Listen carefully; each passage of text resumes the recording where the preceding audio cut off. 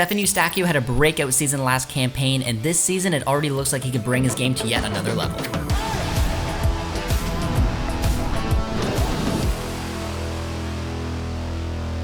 Stephen Eustaquio scored a 91st minute winner at the weekend against Gil Vicente, and he's been absolutely on fire so far this season. Alex, were you expecting this amazing run by him to start off the season? I mean, I would like to say I was. I think I was, but it's been great to see him not just, expand, continue his breakout season last year, which I think it's important to remember. He had such a breakthrough season last year, but he's arguably been better and been more mature. And I think that's sometimes the hard part is you have a breakout season like he did last year for Porto, especially offensively, where he was scoring for fun. He was, scoring in the Champions League, scoring in league, scoring in the cup, scored in a cup final. Like those, that's not, that's a wild year for a midfielder, especially one who's always played as a six. But what I've liked so far this year is that he's added maturity to his game. And he's just been so consistent to start the year. He's had to play a little deeper as Porto's tweaked tactically still under Sergio Conceição, but they've wanted to tweak their tactics, but he's had to been asked to slot back deeper, and he's taken it when in stride, and he showed it this weekend with a great goal. And what I love about the winning goal is that he was also named player of the match. It was well deserved. He was just everywhere, and that's what you want to see from him. I definitely agree, and it just shows that even last season when he was scoring those goals, getting those assists, it doesn't mean that he was outperforming what he has done at the start of this season. I like that he took on the number 6. It indicates that he was going to play a little bit deeper, and you said it, Alex, consistent. He's been putting in consistent performances, and he's probably, in my eyes right now for Porto, one of the first men on the team sheet, and it just shows the growth he's doing. He's getting better and better each season so far. Yeah, exactly, and that's what you want, because we have to remember it's a huge club. First off, it's a club in the Champions League every year. It's a club pushing for all sorts of trophies. So it's a club that has won the Champions League in the past. There's expectations at Porto to perform, and I think what's been great to see is just how he's adapted to that pressure. He came in for a half a season to year one, won some trophies, got some minutes, got comfortable. Okay, you saw glimpses. Then last year he broke out. Absolutely, he was comfortable. He's like, okay, I want to be a main guy at Porto, and then now this is the tough part. When you're at a big club, sometimes year one can be easy. Like year one, you feel like you're flying high. You're a Porto player. You're starting every week. It's okay. How do you handle the adversity? Maybe Porto loses and you get dropped, or something like that happens. And I think Eustaquio has done well to ride those waves. Like he's been there with Porto now for 2.5 years. He's been, again, like we mentioned, scoring in finals. He also dealt with the heartbreak of losing the title to Benfica last year. And I think he's done well to roll through that with consistency. And I think that's what he's shown for Canada. And I think it's great to see that he's just had that at the club level, and that, you can rely on him to put in a shift every time he's on the field. Absolutely. And Alex, you mentioned a word, mature, and I absolutely agree with you. I think he is maturing each and every season. But now let's kind of switch it to the Canadian men's national team side. Now, come 2026, I don't really know who's going to be the next Canada captain. We know Atiba's retired. Borjan, Victoria at their ages, I don't know if they're going to be there. Hoylett may be there. He's definitely an option, but will he be a starter? If you're looking at a potential captain for the future of this Canadian men's national team, Eustaquio could be a shout. Yeah, I think it's something that's become evident with this, just the way he stepped up as a leader with Porto, even with Canada. He's, you can see on the field he's a leader. He's vocal. He's also one of those lead by example guys, just because he works so hard. When you see him running 10, 11, 12, 14 kilometers, as he sometimes does, you can't help but want to, run the same, even if you don't maybe have the same lung capacity that he has. So I'd say it's something to consider, because you especially look at this next generation. You know who the leaders were from the 22 team. It was, Hutchinson wore the band whenever he was on the field. Milan Borjan was the backup option. Junior Hoylett sometimes wore it. Stephen Victoria. Pretty much no one else other than those four have kind of stepped up and wore it. And yeah, like you mentioned, like Borjan and Victoria might be gone as soon as this year. Hoylett will probably stick around, but maybe in a bit more of a super sub role. That's what he's playing with the Whitecaps right now at club, and he'll probably have to, adapt to that going forward. So you look at those options. Hutchinson, of course, pretty much retired. If not, it hasn't officially been confirmed, by the way, which is funny. Hopefully we can maybe see a send-off game for him. But that means you have to look at the next generation. I think Eustaquio has to be one of those candidates, because he plays a lot. He's always there, and he's just one of those lead by example guys with his play, with the way he speaks. It's worth looking at. Definitely agree. He's great with the media. He's great with the fans. If you look at the Canadian fans, they love him. The Porto fans, they love him. And for me personally, Alex, I know it's not maybe the case for everyone, but I would want my captain to be a 90-minute guy.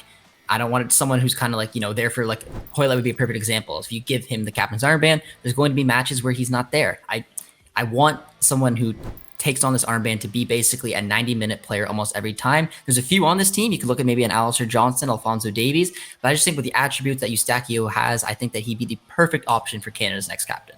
Yeah, and I mean, it's going to be an interesting discussion because Johnson as well has certainly ticked a lot of these boxes we're talking about. He's stepped up as a leader. He's comfortable talking, and because again, that's something that's small, but sometimes you can be a great leader with your performance, but being a captain means dealing with the media, means talking and being a front-facing option. Johnston and Eustaquio have shown that they're comfortable with doing that. To be fair, so is Davies, but also it's something where for him, I think Davies is always going to be in the mix. You see it a lot in soccer. Having your best player as a captain is always an option. But in terms of guys who've shown that sort of leadership with club, Eustaquio kind of is one of the main options. But look, between him, Davies, and Johnson, maybe it's a committee, and maybe we see who kind of steps up among the three. But Eustaquio definitely is a leading candidate. The Canadian women's national team are heading back to the Olympics. They have qualified for the 2024 Paris Olympics after a pretty convincing aggregate win of 4-1 over Jamaica. Alex, I know you're excited to talk about this, so give me your overall thoughts. Yeah, I think this was about the dream scenario you could have asked from Canada in this window. I mean, they ticked off pretty much every box we asked of them. I mean, tactically, they showed a bit of an evolution, new formation, 3-4-2 on the ball, but 4-4-2 off the ball. It was fluid. They played on the front foot, attacking. They wanted to build out of the back. They wanted to put pressure on Jamaica. Heck, what I liked is they led in both games, right? One, they led 2-0, the other led 2-1. They never sat back. When it was 2-0, they were looking to make it 3. When it was 2-1 in the second leg, they wanted to, extend their aggregate lead. So it's front foot. You look at some of the new players that got a chance to shine, some of the younger players, a Jade Rose, a Sydney Collins, the second leg, a Simia Wujo, Olivia Smith. You got to see some new faces. They scored some goals. They generated chances against a stingy Jamaica defensive team. Pretty much every box you could have imagined was ticked off, I'd say. I absolutely agree. And I don't want to scratch our own backs, Alex, but you and I have talked about a back three and what it would look like for this side. And I want to highlight two players within this new system that I think really shined. One player that you and I have wanted to start for a long time, Chloe Lacasse, as well as Ashley Lawrence, who I don't know what it was about moving her over to the right-hand side, but she looked absolutely dominant. Tell me how impressed you were with these two. Yeah, I mean, for Lacasse, it was great to see just because it felt like a real breakout. Like we'd seen glimpses of Lacasse playing, but it was kind of like she was kind of stuck in limbo. You do well off the bench, you start, you don't really do much, you go back to the bench. And she really had 2 back-to-back good starts where she really got to show what she can do. Scored a great goal, was dangerous across both games. And that's huge. Sometimes you need that as a forward to get that consistency. And I think she can definitely be an option out wide. Between Nichelle Prince maybe being better as a striker. Canada's kind of got a lack of wing depth. Someone like Janine Becky's pushing out will probably be a wing back in this formation when she's back from injury. Someone like Lacasse, they need someone like that to step up, and she did. And I think that solves a huge question at the winger position. Then in terms of Lawrence, I think this is exactly why we wanted the back three. Of course, the back three was nice because you get more talented center backs on the field. And I mean, don't get me, we can definitely talk about how important Jade Rose is to that. But it was another reason was to get Lawrence more involved in the play, especially offensively. Because at fullback, she's one of the best 1v1 defenders in the world. You see it last year with PSG and before with PSG. Now you're going to see it with Chelsea where she's likely going to play in a 4. She is such a good 1v1 defender, but she's also good getting forward. And in this wingback position, she got 2. And I mean, 2 assists in 2 games, several chances created, a crossbar hit. She showed why she's better when she's kind of in more of a free role where she can influence the game like that.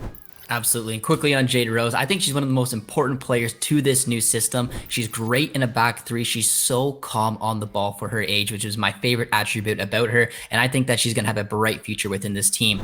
But Alex, I do want to focus on something that I thought was absolutely incredible. And it's the fact that 29,000 plus fans went out to BMO Field.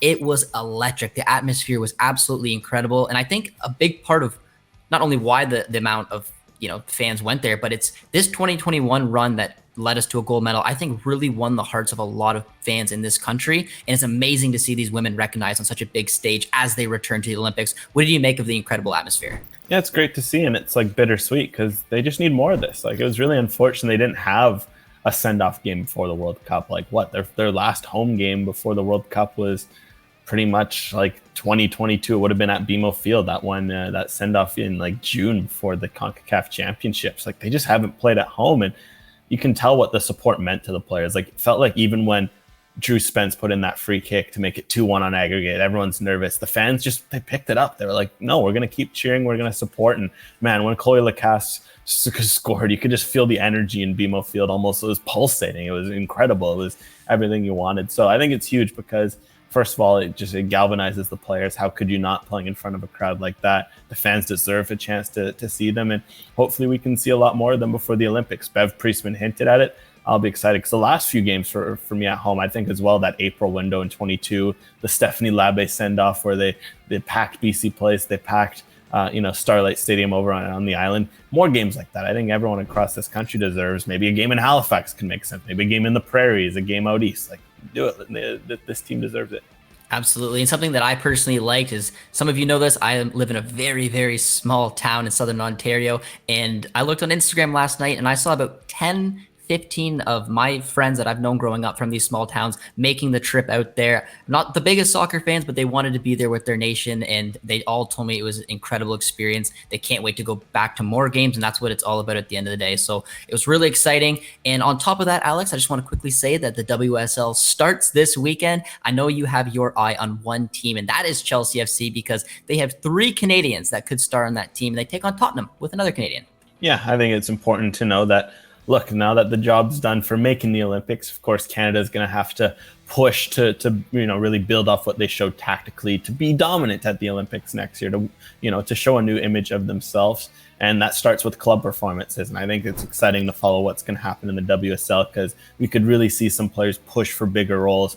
I mean, Chelsea, those are 3 regulars there, and Fleming, Lawrence, Buchanan. Those are arguably 3 of Canada's best players. So seeing them in action is going to be great. Shalina Zadorsky at Tottenham, she's got competition at center back now with Jade Rose. So I'm excited to see what kind of season she has. Heck, Deanne Rose in her injury return with Leicester is going to be fun to see if she can replicate what she showed at Reading pre-Achilles.